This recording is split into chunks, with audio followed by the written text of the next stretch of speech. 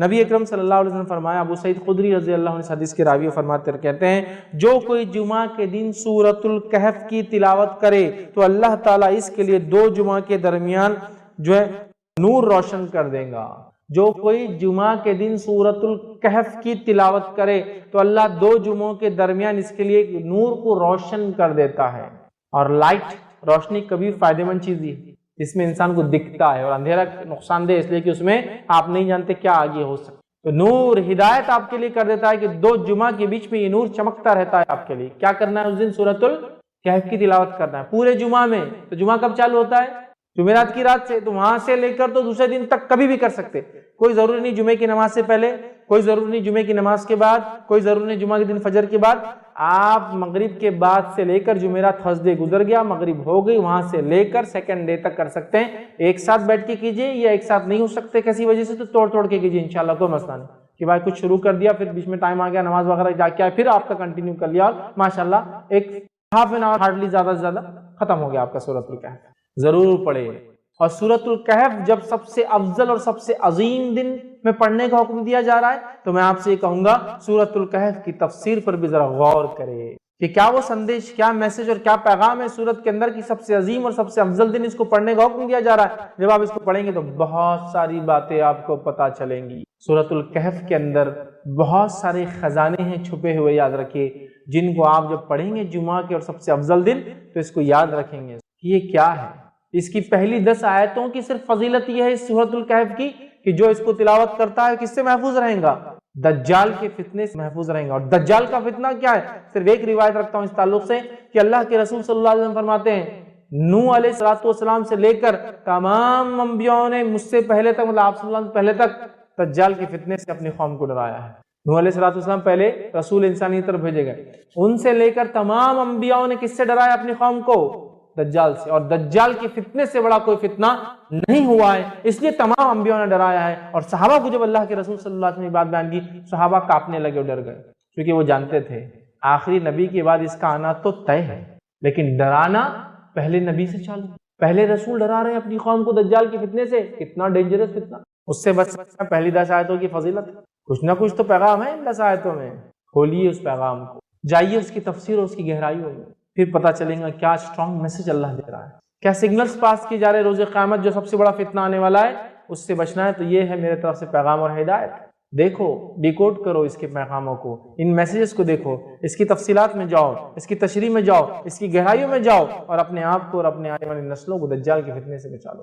وہ دجال جو عظیم آنے والا ہے سب سے بڑا، اس کے علاوہ چھوٹے موٹے دجال تو انشاءاللہ یوں نکل جائیں گے۔ سب سے بڑے فتنے کا اس کے اندر حل ہے 10 آیتوں میں۔ ایک روایت میں کہ پہلی 10 آخری 10 کی بھی الفاظ ہے ایک حدیث کے اندر کہ آخری 10 بھی دجال کے فتنے سے نہ جاتے۔ سمجھا؟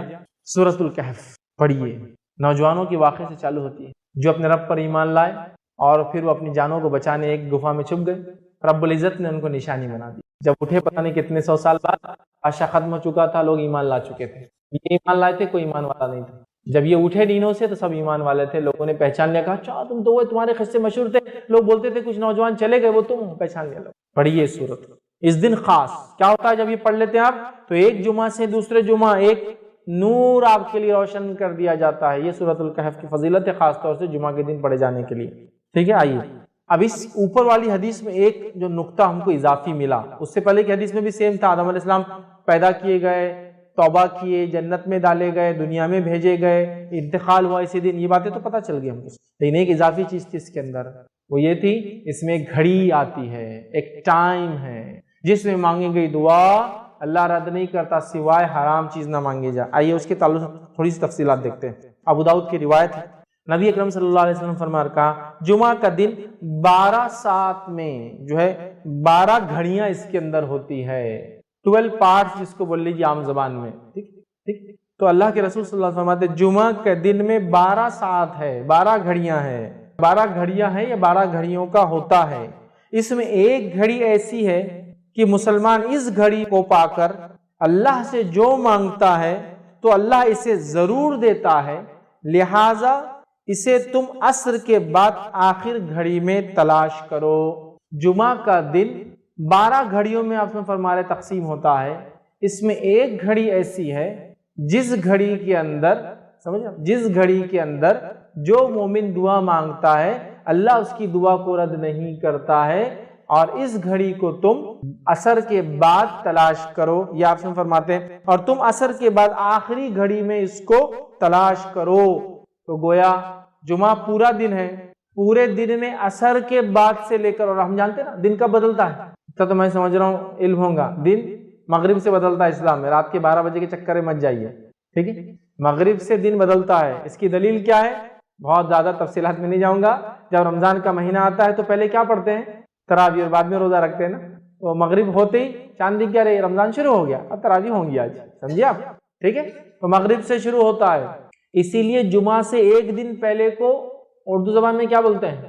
جمعرات، جمعہ کی رات آنے والی ہے، آگاہ ہو جاؤ، ٹھیک ہے، اسی اس کو بولتے ہیں جمعرات، کہ جمعہ کی رات ابھی آ جاتی، یہ دن اہتمام کرو اس کا، ابھی سے پالو۔ تو گویا جمعرات کی رات، تھرسڈے کے دن مغرب سے جمعہ شروع ہوتا ہے، اسی لیے اس کو اردو میں جمعرات بولتے ہیں، جمعہ کی رات آج آ جاتی ہے ایک دن پہلے، پھر جمعہ آتا ہے۔ اب جمعہ کے دن عصر کے بعد آپ سمجھ فرمائے اس کو تلاش کرو، تو جمعہ کے دن عصر کے بعد بولے تو دن کب ختم ہوتا ہے؟ مغرب میں، مغرب سے کیا لگیں گا؟ یوم السبت، ہفتہ لگ جائیں گا، سنیچر لگ جائیں گا، ٹھیک ہے، تو گویا عصر سے مغرب کے بیچ میں ہے۔ اس گھڑی میں مانگی گئی دعا کو اللہ رد نہیں کرتا سوائے حرام چیز نہ مانگی جائے، ڈن۔ بہت سارے لوگ مصیبتوں سے، بیماریوں سے، تکلیفوں سے، پریشانیوں سے، جسمانی پریشانیوں سے، گھریلو پریشانیوں سے، مالی پریشانیوں سے پریشان ہیں، بس اٹھا لیجیے اس دن کا فائدہ، منا لیجیے اس دن کو، حقیقت میں منا لیجیے اپنے رب کو، کروا لیجیے اپنی دعا قبول، رد نہیں کرتا اللہ مومن کی دعا سوائے حرام چیز نہ ماننا۔ تو آپ سے فرماتے ہیں اللہ ضرور دیتا ہے، لہٰذا اسے تم عصر کے بعد آخری گھڑی میں تلاش کرو۔ تو دیکھیے آپ کتنی فضیلت ہے اس یوم الجمعہ کی، جمعہ کے ایک دن کی، یاد رکھیے۔ تو آپ کوئی انسان یہ گھڑی کو کبھی غلطی سے بھی ضائع نہ ہونے دیں، خوب فائدہ اٹھائے اس گھڑی کا، یاد رکھیے، ٹھیک ہے۔ تو اللہ تعالیٰ نے جمعہ کے دن میں بھی عصر کے بعد کے وقت کو ایک خاص فضیلت دی تھی جمعہ کے دن کے، تاکہ اس میں کیا جائے عمل بہت بہترین ہوتا ہے، دعا کے اعتبار سے قبول ہو جاتا ہے۔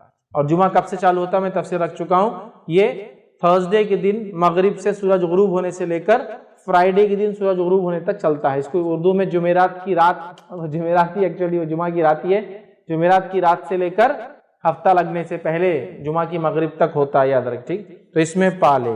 اسی طرح جو ہے ابو داؤد اور حاکم اور نسائی کی روایت ہے، اس روایت کے اندر ہے اسے عصر کے بعد آخری ساعت میں تلاش کرو۔ تو گویا عصر کے بعد آخری حصے میں یہ وقت آتا ہے جس میں ہم خوب دعائیں کریں، یاد رکھیں۔ تو یہاں پتہ چلا کہ عصر کے بعد ہم کو یہ دعا کرنا چاہیے۔ اب آئیے ایک اور فضیلت اس دن کی کیا ہے۔ الحمدللہ ہم تمام مرد اور خواتین اس خطبہ جمعہ کے لیے جمع ہوئے ہیں۔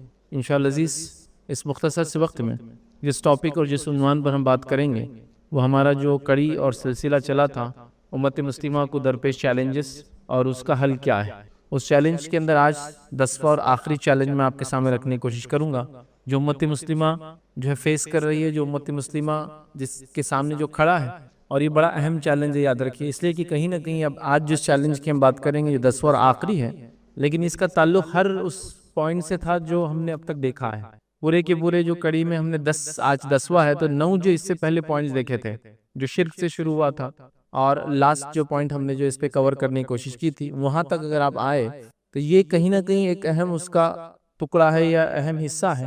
اس پوائنٹ کے، اس نقطے کے، اس چیز کے نہیں ہونے کے نتیجے میں یہ تمام مسائل سے امت مسلمہ جوجھ رہی ہے۔ اگر یہ مسئلہ حل ہو جاتا تو کچھ نہ کچھ حد تک امت مسلمہ مسائل آتے تو اس کو لڑنے کے لیے، اس کا جواب دینے کے لیے، ان مسائل کو حل کرنے کے لیے ریڈی ہوتی اور تیار ہوتی، یاد رکھیے۔ اور آج کا جو ہمارا جو خطبے کا جو ٹاپک ہوگا، یاد رکھیے، وہ ہے تھنک ٹینک۔ تھنک ٹینک مطلب یہ ہوتا ہے کہ کسی بھی قوم اور امت کے پاس ایسے لوگ اور افراد ہوتے ہیں جو اس پہ کوئی مصیبت، تکلیف، دکھ، پریشانی یا فیوچر میں امت کیا کریں گے، مستقبل میں امت کیا کریں گے، اس کے بارے میں وہ پہلے سے پالیسی بنا لیتے ہیں، گائیڈ لائنز بنا لیتے ہیں، طریقہ کار بنا لیتے ہیں، جسو کہتے کیسے ان مسائل سے جوجیں گی اور امت کیسے گزریں گی اور آگے بڑھیں گی، وہ پہلے سے وہ ساری چیزیں امت کے سامنے رکھ دیتے ہیں۔ اور اس کے بعد جب وہ چیزیں، وہ مسائل درپیش ہوتے ہیں تو امت ان چیزوں کو دیکھتی ہے، رہنمائی آلریڈی موجود ہوتی ہے، امت اس رہنمائی کو لیتی ہے اور امت ان مسائل سے گزر جاتی ہے۔ ابھی امت کے پاس تھنک ٹینک نام کی کوئی چیز نہیں، یاد رکھی، مطلب وہ لوگ، وہ طبقہ جو سوچے اور امت کو جواب دے کہ امت ان مسائل سے گزر رہی ہے یا یہ مسائل آنے والے، چلے گزر رہی ہے وہ ایک الگ بات ہے، آنے والے ہیں اور اس کا حل یہ ہے، شریعت نے یہ بتایا، اور دنیاوی راستے یہ ہے، ہم جس ملک میں رہتے ہیں اس کے لا آف دی لینڈ یہ ہے، اور اس میں ہم اس طریقے سے اس مسئلے سے ایسے جوجیں گے، ایسے نکلیں گے، اور آگے کا لاہ عمل، آگے کا طریقہ کار، فیوچر پلاننگ اور مستقبل میں امت کیا کریں گی اس کا حل یہ ہے۔ لیکن امت مسلمہ کے پاس ایسی کوئی چیز نہیں یاد رکھی۔ یقیناً جو بات میں کہہ رہا ہوں یہ کوئی نئی چیز نہیں یاد رکھی۔ نبی اکرم صلی اللہ علیہ وسلم جب تک دنیا میں تھے تو اللہ رب العزت آپ کو وحی کے ذریعے گائیڈ کرتا تھا۔ تو اب نبی اکرم صلی اللہ علیہ وسلم دنیا سے جانے والے تھے، سلسلہ وحی کا رکنے والا تھا، تو اللہ کے رسول صلی اللہ علیہ وسلم نے ہم کو الٹرنیٹ کیا دیا تھا؟ اللہ رب العزت نے ہم کو کیا دیا کہ نبی اکرم صلی اللہ علیہ وسلم کے دنیا کے جانے کے بعد ہم لوگ کیسے کریں گے کام؟ ایشوز، مسائل، پرابلمز تو آنے والے، آگے بھی آتے رہیں گے، تو سلوشن کیا ہے اس کا، کیسے نکالیں گے ہم؟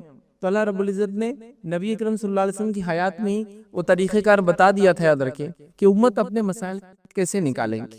اور وہ آیت کا ایک حصہ ہے جو میں نے آپ کے سامنے تلاوت کی، اللہ رب العزت یاد رکھیے اس آیت کے اندر سورہ آل عمران سورہ نمبر 3 اور آیت نمبر 159 اس میں اللہ فرماتا ہے اور کہتا ہے، جو آیت میں نے تلاوت کی تھی، اللہ فرماتا ہے وَشَاوِرْهُمْ فِي الْأَمْرِ، اے نبی صلی اللہ علیہ وسلم جب کوئی مسئلہ ہو جائے تو ان صحابہ کے ساتھ بیٹھ کے مشورہ کر لینا۔ وَشَاوِرْهُمْ فِي الْأَمْرِ مطلب اب آگے کیا پلاننگ کرنا ہے، آپ صحابہ کے ساتھ بیٹھنا اور اس کو پلان کر لینا۔ فِي الْأَمْرِ فَإِذَا عَزَمْتَ فَتَوَكَّلْ عَلَى اللَّهِ اور جب آپ کوئی فیصلے پہ پہنچ جائے، جب کوئی آپ مصمم ارادہ پھر کر لے، جو مشورہ آ جائیں گا اس بیسس پہ جب آپ کو فیصلہ کر لے، پھر اللہ پر توکل کر لینا، اس کے بعد اللہ پر بھروسہ کر لینا۔ ان اللہ یحب المتوکلین، اس لیے کہ اللہ تعالیٰ اس پر توکل کرنے والوں کو پسند کرتا ہے۔ آگے بات تو کیا کہا، مشورہ کر لینا۔ نبی اکرم صلی اللہ علیہ وسلم ہے اور ایک قلعے کا جو ہے گھیراؤ کیا جا رہا ہے، یہودیوں کا قلعہ ہے، نبی اکرم صلی اللہ علیہ وسلم جس سے موجود ہے، اور آپ صلی اللہ علیہ وسلم صحابہ سے کہتے ہیں کہ فلاں جگہ ہم پڑاؤ ڈالیں گے۔ ایک صحابی کہتے ہیں کہ اللہ کے رسول صلی اللہ علیہ وسلم میرا مشورہ ہے کہ پڑاؤ یہاں نہیں وہاں ڈالیں گے۔ کہا کیوں؟ کیونکہ اللہ کے رسول ہم جن یہودیوں سے لڑنے آئے ان کے پاس جو ہتھیار ہے وہ اتنے اچھے ہیں کہ وہ یہاں تک اس کی رینج ہے، یہاں تک وہ ہتھیار پہنچ جاتے جہاں خیمے کی آپ بات کریں۔ اللہ کے رسول فرمایا ٹھیک ہے ہم خیمہ پیچھے لگائیں گے۔ دیکھیے ایک صحابی کے مشورے پہ بات ہوئی۔ جنگ احد کے لیے نبی اکرم صلی اللہ علیہ وسلم مشورہ کرتے صحابہ سے کہ میرے صحابہ کیا کہتے ہو، اندر رہ کے ڈیفنس کرے، باہر جا کے آفینسو لڑائی کرے؟ صحابہ کہتے جو نوجوان صحابہ تھے اللہ کے رسول ہم باہر جائیں گے اور لڑیں گے۔ اس کے بعد اللہ کے رسول نے کہا ٹھیک ہے ہم باہر جا کے لڑیں گے۔ آپ کا بختر، آپ کا جو چیسٹ کے لیے گارڈ آتا تھا وہ جب لگایا جا رہا تھا تو کچھ صحابہ جو بزرگ عمر کے تھے انہوں نے کہا کہ تم نے کیا کر دیا، یہ نبی اکرم صلی اللہ علیہ وسلم باہر جائیں گے، ان کی جان کو خطرہ ہے۔ تو یہ بہت پھر شرمندہ اور نادم، اور فوراً دوڑے کہا اللہ کے رسول ہم چاہتے ہیں کہ وہ ڈیسیجن آپ واپس لے لے جو ہم نے مشورہ دیا تھا آپ کو کہ باہر نکل کے لڑیں گے، چونکہ آپ کی جان کا اب ہم کو ڈر لگ رہا ہے۔ تو اللہ کے رسول نے فرمایا کوئی نبی کی شان کے لائق یہ بات نہیں ہے کہ وہ ایک بار بختر پہن لے، جنگ کے لیے تیار ہو جائے تو پھر وہ جنگ کیے بغیر پیچھے ہٹے، اب نہیں ہو سکتا۔ ہی جو فیصلہ ہو گیا صحابہ کا مشورہ، تو ہم کو وہی کا سلسلہ تو بند ہو گیا۔ اللہ رب العزت نے قرآن اور سنت کے ذریعے قیامت تک آنے والے سارے مسئلے میں ہم کو گائیڈ کر دیا، لیکن کچھ مسائل آتے رہیں گے امت کے سامنے، تو کیسے حل کریں گے امت؟ یہ طریقہ ہے، وہ ہے وَشَاوِرْهُمْ فِي الْأَمْرِ، چلو مشورہ کرتے ہیں مسائل کے اوپر۔ فَإِذَا عَزَمْتَ فَتَوَكَّلْ عَلَى اللَّهِ، پھر جب فیصلہ کر لو اس معاملے میں، اس مشورے کے اندر، پھر اللہ پر توکل کرو۔ اللہ توکل کرنے والوں کو، اپنے بھروسہ کرنے والوں کو پسند کرتا ہے۔ تو یہ ہے طریقہ آگے چلنے کا، اور یہ جو میں نے شروع میں کہا تھنک ٹینک، ایسے لوگ جو سوچے امت کے بارے میں، یہ آیت اس کی دلالت کرتی۔ آئیے دوسری آیت اللہ رب العزت کیا فرماتا ہے اس آیت کے اندر، اور یہ آیت یاد رکھیں سورہ نساء اس کی آیت نمبر جو ہے 83 ہے، 83 نمبر کی آیت ہے۔ اللہ فرماتا ہے اور کہتا ہے اور جب ان کے پاس امن یا خوف کی کوئی خبر جو ہے پہنچتی ہے، یہ منافقین کے بارے میں بات ہو رہی، جب ان کے پاس کوئی خوف کی امن کی خبر پہنچتی ہے تو جو ہے اسے مشہور کر دیتے ہیں۔ تو منافق کیا کرتے ہیں، اس سنی باتوں پہ چیزوں کو مشہور کر دیتے تھے۔ جیسا خبر آ گئی نعوذ باللہ مسلمان ہار گئے، بس مشہور کر دیا، پہلے خبر آ گئی کہ مشرکین بہت تعداد میں آ رہے، پھیلا دیا مسلمانوں میں، تاکہ ایک ڈر خوف ہو جاتا نا، اب کسی فوج سے پہلے کو پھیلا دے وہ اتنے بڑے فلاں ہیں۔ تو اللہ فرماتا ہے اور جب ان کے پاس امن یا خوف کی کوئی خبر آتی ہے، پہنچتی ہے، تو اس کو مشہور کر دیتے ہیں، اور اگر اس کو پیغمبر مطلب رسول اللہ صلی اللہ علیہ وسلم اور اپنے سرداروں کے پاس، اولو الامر جو ان کے اندر ہے، ذمہ دار جو صحابہ ہیں، ان کے پاس پہنچاتے تو تحقیق کرنے والے اس کی تحقیق کر لیتے۔ تو یہ بات پھیلانے سے پہلے منافقین کیوں نہیں ایسا کرتے کہ اللہ کے رسول صلی اللہ علیہ وسلم کے پاس چلے جائے، ان صحابہ کے پاس جائے، اولو الامر تھے، ہر صحابی ایک درجے کا نہیں تھا، یاد رکھیں۔ ہے نا، ابو بکر صدیق ہے اس کے اندر، عمر بن خطاب ہے اس کے اندر، عثمان بن عفان ہے اس کے اندر، علی بن ابی طالب اور دیگر یاد رکھے جن کا درجہ ظاہر سی بات ہے سب سے اعلیٰ ہے. تو کیوں نہیں جاتے اور اپنے سرداروں کے پاس، نبی اکرم صلی اللہ علیہ وسلم خود موجود ہے، بڑے بڑے صحابہ ہیں، ان کے پاس پہنچاتے اور وہ تحقیق کر لیں گے، اور تحقیق کر کے جو ہے کر لیتے. اگر تم جو ہے اللہ کا فضل تم پر اور مہربانی نہ ہوتی تو چند اشخاص کے سوا سب شیطان کے پیروکار ہو جاتے. یہ فالتو خبریں سن کر، یہ فیک نیوزیں سن کر، یہ صرف جو باتیں یہ منافقین نے مشہور کر دی ہے، اگر یہ باتیں تم سنتے تو سب شیطان کے پیروکار ہو جاتے. مطلب اس پہ کوئی ڈیسیجن لے لیتے تم، فلاں قوم نے آپ پہ حملہ کر دیا، جبکہ انہوں نے حملہ نہیں کیا، وہ صرف آپ سے بات کرنے آئے، بات مشہور کر دی، اب مسئلہ ہو گیا نا.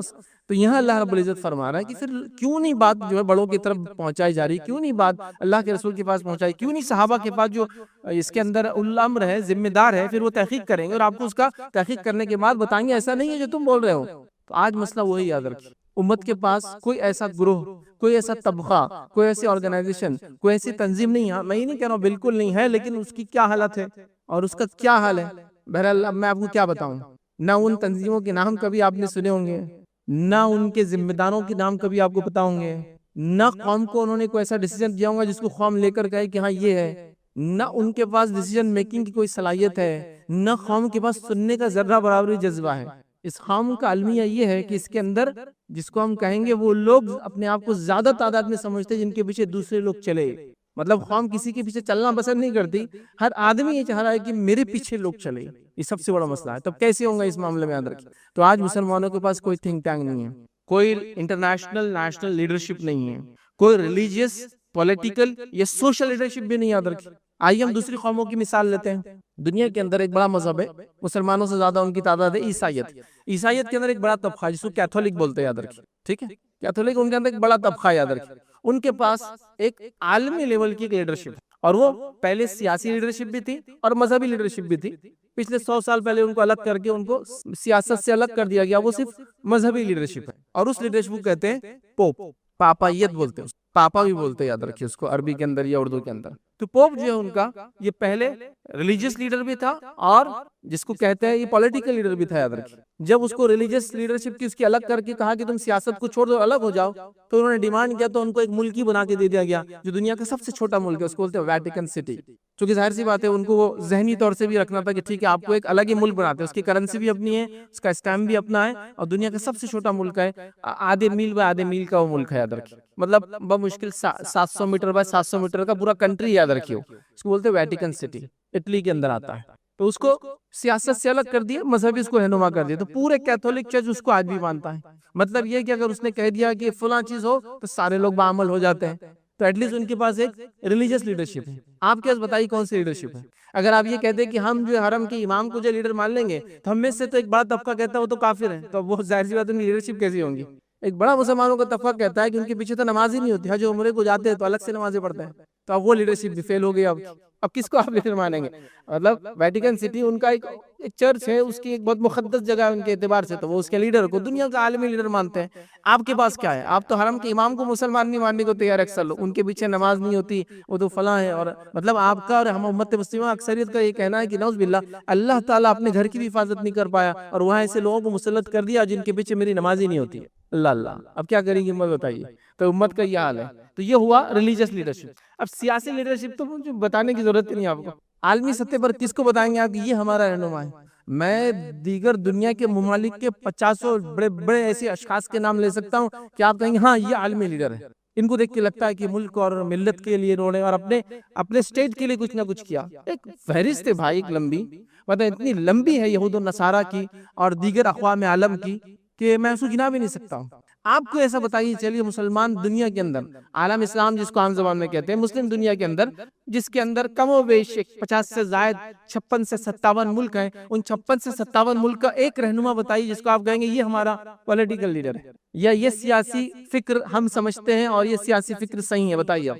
ہر طبقہ دوسرے طبقے کو جو ہے کافر، منافق اور ان کے پیچھے تو نہیں چلا سکتا. تو آپ کے پاس نہ ریلیجیس لیڈرشپ باقی رہی، نہ سوشو پولیٹیکل لیڈرشپ باقی رہی. مطلب وہ رہنمائی یا وہ لوگ جو جن کو آپ سوچیں کہ ہاں یہ سوچتے ہمارے بارے میں اور یہ چاہتے ہیں، بلکہ عالمی سطح پر ہمارے ممالک کا یہ حال ہے. یہ تھنک ٹینک نہیں ہونے کا نتیجہ یاد رکھیں. نبی اکرم صلی اللہ علیہ وسلم، خلفاء راشدین، صحابہ کا دور 110 ہجری تک چلا، یاد رکھیں. صحابہ کا دور تابعین کا دور کم و 250 سال، اس کے تبع تابعین کا دور یاد رکھیے، ان ادوار کے اندر آپ دیکھیں گے مسلمان دنیا کے لیڈر تھے، یہ پالیسی میکر تھے، دنیا ان کے مطابق چلتی تھی، یہ دنیا کے حاکم تھے یاد رکھیے۔ دنیا جو بستی تھی اس زمانے میں وہ میجر حصہ ان کے پاس تھا، مطلب جس پہ دنیا بستی تھی، ہیومن سیویلائزیشن جہاں جہاں تھی، جہاں بستی تھی، وہ سب ان کے کنٹرول میں تھا یاد رکھیے۔ سمجھ لیجئے آپ صلی اللہ علیہ وسلم دنیا جانے کے 200 سال بعد کا یہ حال ہے، اور وہاں سے پھر وہ وہی سلسلہ الحمدللہ تقریباً 15ویں 16ویں صدی تک چلا۔ اس کے بعد زوال کا دور چالو ہوا، پھر یوروپین سائر انہوں نے کولونائزیشن کیا، اور پھر مسلمان ممالک کو ٹکڑے ٹکڑے کر کے بانٹ لیا، تم یہ لے لو، تم وہ لے لو، تم وہ لے لو، مطلب مسلمانوں کی جان مال عزت اور ممالک جو ہے یہ ایک کیک کی مانند تھا، جو آ رہا ہے بس کاٹ رہا ہے، جتنا حصہ لینا چل تو کھا لے، اتنا حصہ اس کو دے دے، بچاؤ پھینک ڈالو، ان کی ضرورت نہیں، یہ حال کیا پھر یاد رکھیں۔ ہم بھول گئے یاد رکھیں، سب بھول گئے یاد رکھیں، کوئی لیڈر نہیں ہے، کوئی لیڈرشپ نہیں ہے، نہ کوئی ریلیجیس لیڈرشپ ہے، نہ کوئی سوشل لیڈرشپ ہے، نہ کوئی پولیٹیکل لیڈرشپ ہے، کچھ بھی نہیں یاد رکھیں ہمارے پاس۔ کیوں امت اس حالت میں پہنچی یاد رکھیں، کیسے اس حالت کو دور کیا جائے، فیوچر پلاننگ کیسی کریں گے امت بتائیے، کل کیا ہونے والا آپ کیسے وہ کریں گے، فلاں مسئلہ آ گیا، کسی کو پتہ بھی نہیں مسئلہ کیا ہے، تعجب کی بات یہ ہے، اب کیسے سمجھائے، مذہبی رہنماؤں کو جا کے بیٹھ کر بتانا پڑ رہا ہے، اس کا بھی بیٹھنے کا طریقہ ہی ہے، شیخ کے پاس بیٹھنے کا طریقہ رہتا ہے، دو زان ہو کر بیٹھنا، عزت کے ساتھ بیٹھنا، احترام کے ساتھ بیٹھنا، ان کے وقت کے ساتھ بیٹھنا، ان کے سامنے جا کے بیٹھنا، نظروں کو نیچی رکھنا، پھر انہیں وقت دینا، پھر آپ نے ان کو مسئلہ سمجھانا کہ اب انہوں نے فیصلہ لینا اگلا کیا کرنا ہے، تو اگلا آدمی خود بولتا ہے یہ کیا فیصلہ دیں گا بعد میں میرے، جس کو مسئلہ سمجھانے کے لیے مجھے 4 گھنٹے 40 دن لگے پہلے جا کر ٹائم لے کر 4 گھنٹے میں سمجھا پائے، تب بھی ان کو سمجھا اچھا ٹھیک ہے آپ بول رہے تو ہم بول دیتے ہیں، کیا فیصلہ ہوں گا میں نہیں سمجھ پاتا ہوں، امت کا، ان کا مستقبل کا، سیاسی حالات کا، سماجی حالات کا، ٹیکنالوجی وائز جو حالات آ رہے ہیں، چلو باقی چھوڑ دو، سائنس اور ٹیکنالوجی کی ترقی کہاں پہنچ رہی ہے یاد رکھیے، اب کیسے آپ کو کوئی گائیڈ کرے گا کہ کل جو آنے والی ٹیکنالوجی اس میں حلال و حرام کیا ہے، کھانے پینے سے لے کر دوائیوں سے لے کر ہر چیز میں ٹیکنالوجی کس لیول پر جا رہی ہے آپ سوچ بھی نہیں سکتے، مطلب جو چیزیں پہلے سمجھ میں نہیں آتی تھی، دکھتی نہیں تھی، وہ آپ اب محسوس کر سکتے ہیں، جو پہلے آپ مثال لے لیجئے میرے، آپ نے انگور کھایا اس سے پہلے، آپ بیج والا انگور کب کھایا تھا آپ نے سے پہلے، آپ سمجھ رہے ہیں، تو سائنس اور ٹیکنالوجی کہاں جا رہی ہے یاد رکھیے، آپ نے سنترا اور موسم بھی تو کھائی تھی، لیکن اس کے بیچ کے کتنے فروٹس آ گئے، کتنے، کسی کینو بولا جا رہا ہے کہ سنترے کی طرف زیادہ، موسمی کی طرف کم فلاں ہے، یہ سب سائنس ٹیکنالوجی کا نتیجہ ہے کہ کئی الگ الگ پھلوں کو ملا کر اگلے پھل دے رہے، اب نیکسٹ پلاننگ یہ کہ کئی جانوروں کو ملا کر اگلی نسل تیار کریں گے، جو جانور کھائیں گے نہیں کھائیں گے ہم، پھر پھلوں میں اور سبزیوں میں تو ٹھیک ہے ساری چیزیں حلال ہے ہمارے لیے، لیکن باقی دیگر جانوروں کے اندر تو حلال حرام کا مسئلہ ہے نا، کہ فلاں جانور سے فلاں کراس کر کے ہم فلاں بنائیں گے، جینیٹیکل انجینئرنگ جس کو کہتے ہیں، کس لیول پر جا رہی ہو، تو اگلا کیا کریں گے 10 سال بعد جو چیزیں آئیں گی، آپ سمجھ رہے ہیں، مطلب ایسی چیزیں آنا چالو ہو گئی، مطلب آپ جیسا پہلے لکڑی استعمال کرتے تھے، تو لکڑی کی آپ کوئی چیز بنائیں گے، پلین لیول بنائیں گے، لگائیں گے، وہ ٹائم تو پلائی ووڈ بول کی چیز آ گئی تھی، لکڑی کو لے کے کمپنی میں پروسیس کر کے ایسی پلین تختے بنا دیے جا رہے تھے کہ آپ جیسے کاٹو اور بنا لو، تو آپ کو پتا ہے آج کل گوشت اور میٹ میں بھی ہوتا ہے، مطلب مختلف جانور گوشت لے کے اس کو چٹکا کر مارکیٹ میں بیچا جاتا ہے، اس کو جیلیٹن بولتے یاد رکھیں، مطلب ایسا ہے کہ آپ جتنے سائز کا میٹ چاہے اتنے سائز کا آپ کو مل جائے گا، اور آپ وہ کریں تو کیا یہ شرن، کیا اس کی حکم ہوگا، ابھی آپ کو لگ رہا بہت دور ہے، 10 سال بعد ان چیزوں کو آپ بکتے ہوئے نظر آئیں گے آپ کو مارکیٹ میں، پھر ہمارا مسئلہ کیا ہوگا، کون ہم کو جواب دیں گا، دواؤں کے اندر فلاں ادویات میں فلاں چیزیں میں کون بتائیں گا امت کو، کوئی گائیڈنس ہی نہیں کہ فیوچر کیا ہونے والا امت کا، کون بتائیں گا، کوئی تیاری نہیں امت کی یاد رکھی، نہ بتانے والوں کو علم ہے، نہ سمجھنے والے شعور حاصل کریں، مطلب جہاں کچھ لوگ ہیں بھی جن کے پاس وہ صلاحیت ہے، وہ لیڈرشپ ہے، وہ سمجھا سکتے ہیں، خواہ ان کے پیچھے چلنے کو تیار نہیں، مسئلہ یہ بھی ہے، چونکہ ہر آدمی کہہ رہا ہے میرے سے زیادہ ہوشیار تو دنیا میں موجود نہیں ہے کوئی، کیسے ہوں گا امت کا یاد رکھیے، اب اس کے بعد جب لیڈرشپ ختم ہو گئی یاد رکھیے، تھنک ٹینک نہیں رہا ہمارے پاس، انٹلیکچوئلس ہمارے پاس نہیں رہے، ان لوگوں نے آرگنائزیشن کریٹ نہیں کی، تو ہمارے پاس کوئی پالیسی نہیں رہی یاد رکھیے کہ ہم کیسے جئیں گے، کیا کریں گے، کیا کھائیں گے، کب نہیں کھائیں گے، کیا پڑھیں گے، کیا نہیں پڑھیں گے، کہاں بچوں معصیت اللہ جن چیزوں سے ناراض ہوتا ہے ان کو ڈٹ کر کرتے ہیں، دنیا جن چیزوں سے ناراض ہوتی ہے اس کو چھوڑنے کی کوشش کرتے ہیں، مطلب اللہ جس سے ناراض ہو اس کی اتنی فکر نہیں ہوتی کہ اس کے چھوڑنے سے کیا ہوگا، دنیا اگر ناراض ہوتی ہے، حکومت اگر ناراض ہوتی ہے، ڈپارٹمنٹ اگر ناراض ہوتے ہیں، ہے نا، تو پھر ہم اس کے لیے سب کچھ کرتے ہیں، جیسا کہ میں یہ چاہتا ہوں کہ انکم ٹیکس میرے اوپر ریٹ نہ ڈالے، تو لہٰذا میں انکم ٹیکس ڈپارٹمنٹ کو وقتاً فوقتاً تمام وہ چیزیں فراہم کرتا رہتا ہوں اور ٹیکس پے کرتا رہتا ہوں، لیکن وہ خوف جو انکم ٹیکس ڈپارٹمنٹ کے تعلق سے دل میں ایک نظر آ رہا ہے، اتنا خوف زکوٰۃ کے معاملے میں نظر نہیں آتا ہے کہ اگر زکوٰۃ نہیں دوں گا تو جو ہے کائنات کا بنانے والا مالک میری پکڑ کرے گا، مطلب گویا انکم ٹیکس سے اس لیے ڈر لگتا ہے کہ ڈپارٹمنٹ پکڑ لیں گا، مال پر ہاتھ ڈالیں گا، ہے نا، عزت پر بات آ سکتی ہے، لوگ جب گرفتار ہو کے جائیں گے نہیں پے کرتا تھا، ہے نا، لیکن یہی ڈر کبھی اللہ کے معاملے میں نظر نہیں آتا کہ اگر ہم زکوٰۃ برابر نہ دے تو اللہ بارش کو روک دیں گا، اللہ ہمیں جو ہے نقصان پہنچائیں گا، ہماری جان و مال کی حفاظت جو ہے اللہ چھوڑ دیں گا۔ یاد رکھیں، جس مال کی زکوٰۃ دی جاتی ہے اللہ اس کی حفاظت کرتا ہے، تو وہ ڈر نظر نہیں آتا۔ تو میں یہ کہنا چاہ رہا ہوں کہ آج دنیا کے بہت سارے خوف ہمارے دل میں ہیں، آج دنیا کی بہت سارے ڈر ہمارے دل میں ہیں، لیکن جیسا ڈر اللہ سے ہونا چاہیے، جیسا ڈر جہنم سے ہونا چاہیے جو اللہ رب العزت نے بنائی ہیں، جیسا ڈر اللہ کے غضب سے ہونا چاہیے کہ کہیں اگر ہم گناہ اور معصیت کے کام زندگی میں نہ چھوڑے تو اللہ غضب کریں گا، اللہ سخت پکڑ کریں گا، اللہ سخت پرسش کریں گا، اللہ جو ہم سے سوال کرنے والا ہے۔ اتنا ڈر نظر نہیں آتا جتنا دنیا کے معاملات میں، ٹیچر کیا سوال کریں گا، ایگزام میں پیپر میں کیا آ جائیں گا، ڈپارٹمنٹ کیا مجھے فلاں کریں گے، اگر یہ کام نہیں کروں گا تو اس کا اثر میں تجارت پر ایسا آئے گا۔ تو ہم دنیا کے سارے ڈر اپنے دل میں لیے ہوئے سوائے اس ڈر کے جو اللہ کا ڈر ہمارے دل میں ہونا چاہیے، اور یہ بہت اہم چیز ہے یاد رکھیے، خشیت الہی جس کو ہم اللہ کا ڈر، ٹھیک، اس لیے کہ جب یہ نکل جاتا ہے تو انسان بے باک ہو کر گناہ کرتا ہے، اور جب یہ ہوتا ہے تو ہر گناہ سے پہلے اس کو کہیں نہ کہیں دل میں ایک ملامت ہوتی ہے، اور بہت سی بار وہ ملامت، وہ گناہ اس کو آمادہ کرتے ہیں کہ انسان جو ہے نیکی کی طرف جو آئے۔ تو یہ بڑی اہم بات ہے، یاد رکھیے، اس چیز کو سمجھنا یہ وقت کی ضرورت ہے۔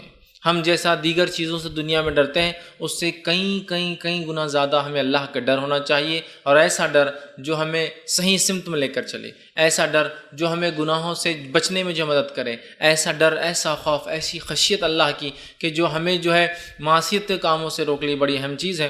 نبی اکرم صلی اللہ علیہ وسلم نے ایک حدیث میں بیان کیا تھا کہ 3 لوگوں کے تعلق سے ایک واقعہ تھا جو غار کے اندر چلے گئے تھے اور پتھر ڈھک گیا، تو جب تینوں نے یہ طے کیا کہ اپنی اپنی کوئی نیکی بیان کرے، اس کو وسیلہ بنے اللہ کے پاس تاکہ اللہ اس مصیبت کو دور کرے، اس میں سے ایک شخص نے یہ بات کہی کہ اللہ، میں نے، اس کے رشتے میں وہ بہن تھی، چاہے شاید اس کی ممیری بہن یا چچیری بہن تھی، میں نے یہ خسر، ایک بری نیت ڈالی اپنے بہن پر، اور جب ایک بار جو ہے مشکل اور پریشانی کی حالت آئے اور وہ میرے پاس آئی مجھ سے مانگنے کے لیے، تو میں نے کہا کہ اگر تو میرے ساتھ منہ کالا کریں گی تو میں جو ہے تجھے یہ پیسہ دے دوں گا۔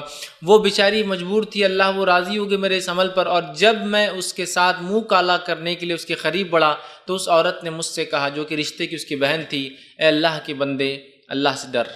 اور یہ الفاظ اس کے سنتے ہی جو ہے اللہ وہ کہتا ہے میں گھبرا گیا، اور صرف تیرے خاطر میں نے، حالانکہ کوئی دیکھنے والا نہیں تھا، میں نے اس گناہ کو ترک کر دیا، اللہ رب العزت نے اس مصیبت کو ان لوگوں سے دور کر دیا۔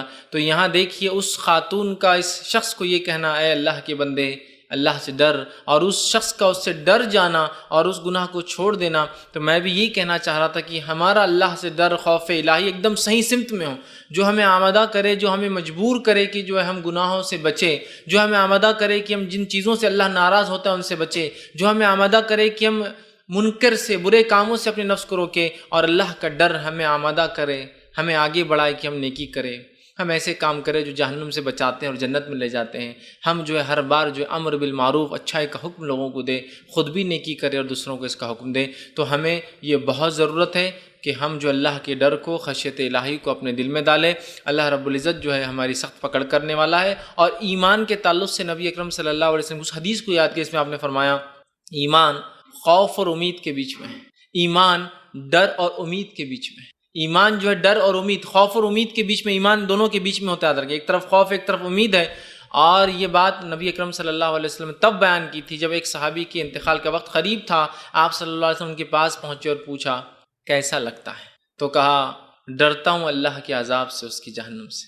تو آپ صلی اللہ علیہ وسلم خاموش رہے، تھوڑی دیر بیٹھے رہے، پھر پوچھا اب کیسا لگتا ہے، تو صحابی نے کہا امید کرتا ہوں کہ اللہ رب العزت مجھے جنت دیں گا، مغفرت کریں گا۔ آپ صلی اللہ علیہ وسلم نے کہا ہاں، جو اس حال میں مرا تو یقیناً وہ جو ہے درست تھا اور وہ ایمان پر تھا، اس لیے کہ ایمان خوف اور امید کے بیچ میں ہے۔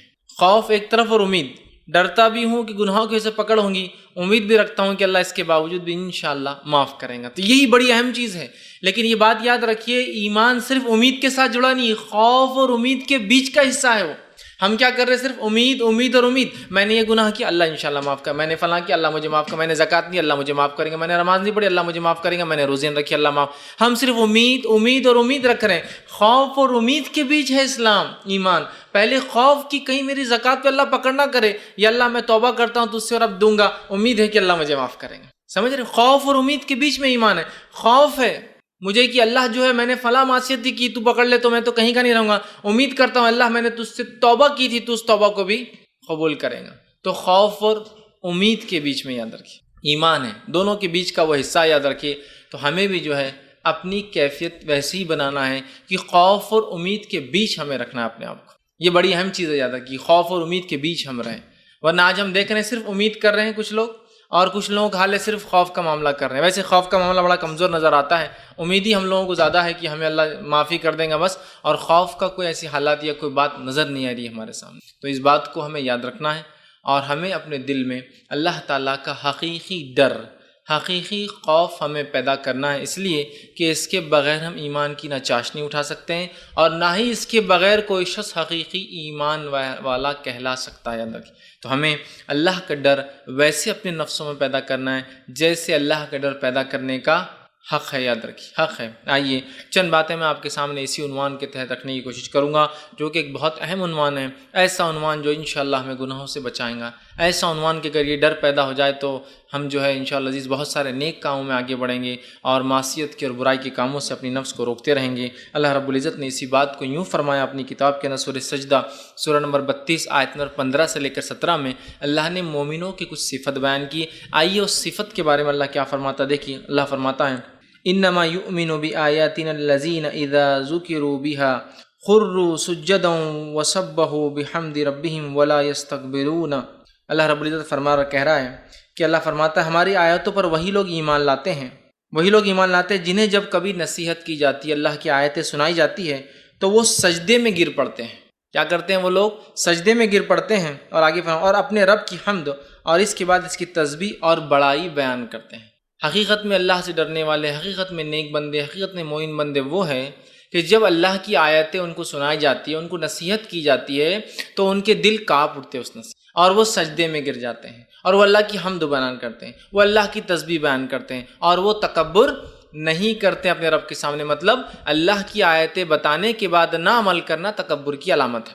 تو وہ تکبر نہیں کرتے اپنے رب کے سامنے، اور اللہ نے فرمایا وَهُمْ لَا يَسْتَكْبِرُونَ، اور وہ تکبر نہیں کرتے. تَتَجَافَ جُنُوبُهُمْ عَنِ الْمَضَاجِعِ، اور ان کے پہلو جو ہے وہ بستروں سے دور ہوتے ہیں.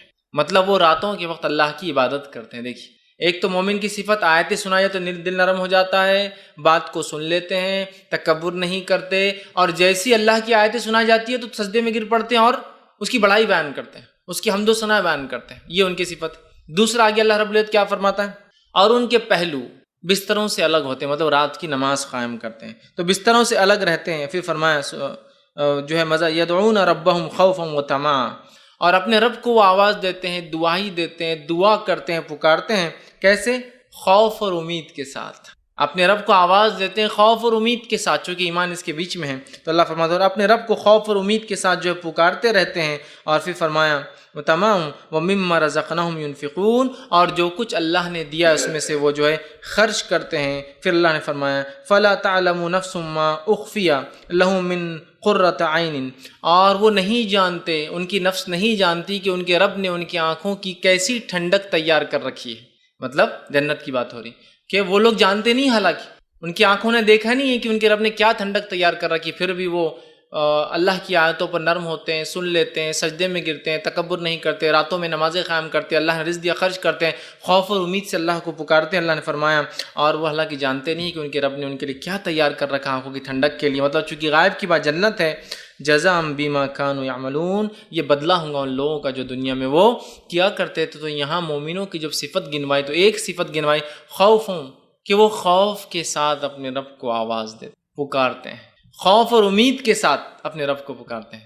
ٹھیک، تو ہمیں بھی اس بات کو سمجھنا ہے کہ اللہ کا ڈر، خشیت الہی ایک بڑی اہم چیز ہے، اور اپنی نفسوں میں ہمیں پیدا کرنا ہے، اپنی اولاد کی تربیت اس پر کرنا ہے، اپنے آپ کو اس کے لیے تیار کرنا ہے. ورنہ اگر یہ پارٹ، یہ حصہ نکل گیا تو جس بے باکی سے آج دنیا کی محبت کا ہم اظہار کرتے ہیں، دنیا کے پیچھے بھاگ رہے ہیں، وہ کبھی ختم ہونے والی. یاد رکھیے جب تک کہ ایک انسان اللہ کا ڈر حقیقی معنوں میں اپنے دل میں نہ ڈال لے، جیسا کہ صحابہ، تابعین، تبع تابعین کی ہم زندگی دیکھیں، سلف صالحین کی، حقیقت میں وہ اپنے رب سے ڈرنے والے تھے اور خوف اور امید کے ساتھ اپنی زندگی جیتے تھے. آج افسوس کی بات ہے ہم صرف امید امید امید اور امید کے ساتھ جی رہے ہیں، جبکہ خوف اور امید دونوں کے بیچ میں ایمان ہے. خالی امید کے ساتھ ایمان جڑا نہیں، خوف بھی ہو امید بھی ہو، اس دونوں کے بیچ میں ایمان ہے.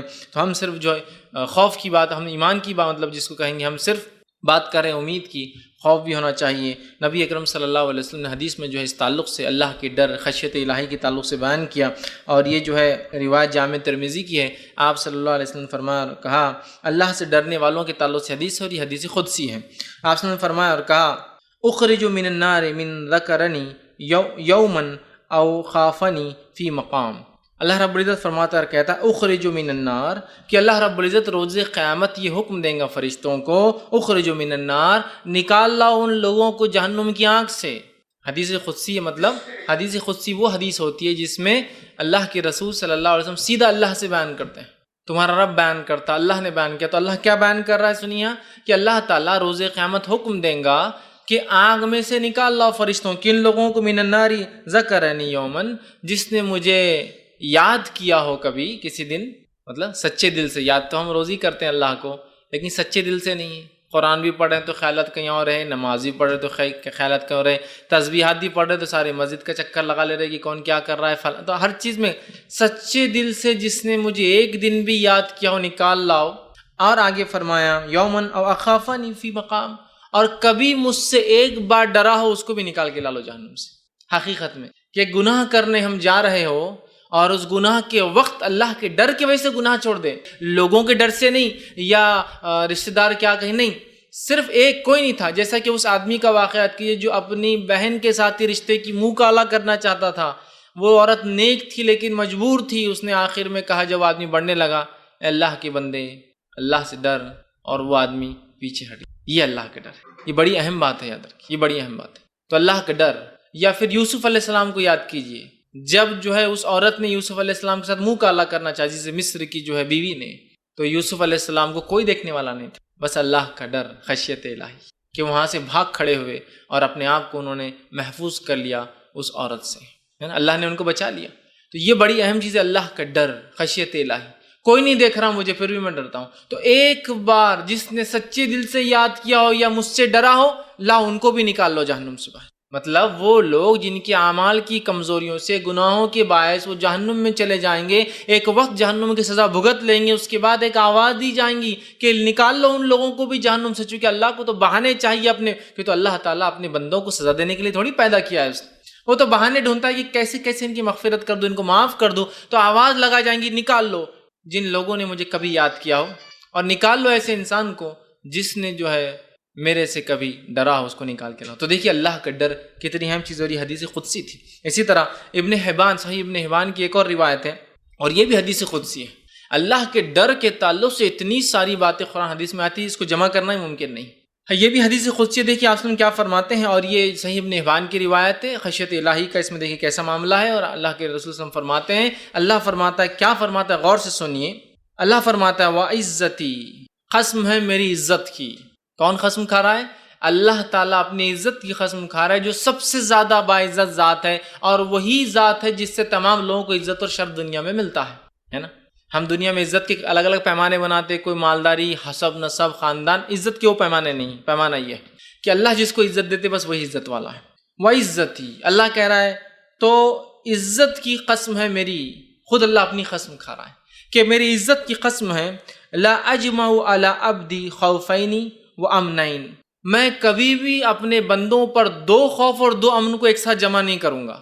سبحان اللہ، کیا معنی؟ دو خوف اور دو امن کو اللہ ایک ساتھ جمع نہیں کریں گا۔ آگے خود اللہ رب العزت اپنے نبی کو بتا رہا ہے حدیث قدسی میں کیا معنی ہے۔ اللہ فرماتا ہے اذا اخافنی فی الدنیا، جو دنیا میں مجھ سے ڈرا، تو اللہ فرماتا دنیا، امنتہ یوم القیامہ، تو میں اس کو قیامت کے دن امن دے دوں گا۔ پھر آگے فرمایا وَإِذَا أَمِنَنِي فی الدنیا، اور جس کو دنیا میں امن دے دیا، اخافتہ فی الآخرہ، تو اس کو میں خوف دوں گا آخرت میں۔ اس کا کیا معنی ہے؟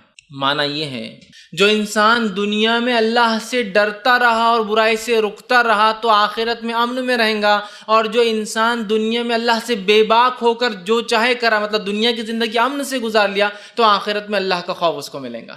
میں دو خوف اور دو امن کو کسی بندے پہ اللہ فرمانا جمع نہیں کروں گا. جو دنیا میں خوف سے جی آخرت میں امن ملیں گا, جو دنیا میں امن سے جی آخرت میں خوف ملیں گا. یہ امن سے مراد دنیا میں من چاہا کام کیا تو آخرت میں جو ہے ڈریں گا, وہ جہنم میں جائیں گا, اور دنیا میں مجھ سے ڈر ڈر کر عمل سے رکتا رہا برے کاموں سے تو جنت میں امن کے ساتھ رہیں گا. تو اللہ رب العزت دو امن اور دو خوف کو اپنے بندے پر جمع نہیں کرتا ہے. تو دنیا میں ڈر گیا, آخرت میں نکل گیا, کامیاب ہو گیا. دنیا میں نکل گیا کہ جو چاہے کیا, آخرت میں ڈر گیا, سمجھ رہے ہیں. اور آخرت کا ڈر جہنم ہے, اور دنیا کا ڈر اعمال کرنے کا دل تو چاہتا ہے لیکن اللہ نے چونکہ منع کیا نہیں کر سکتا. بس یہ ہے.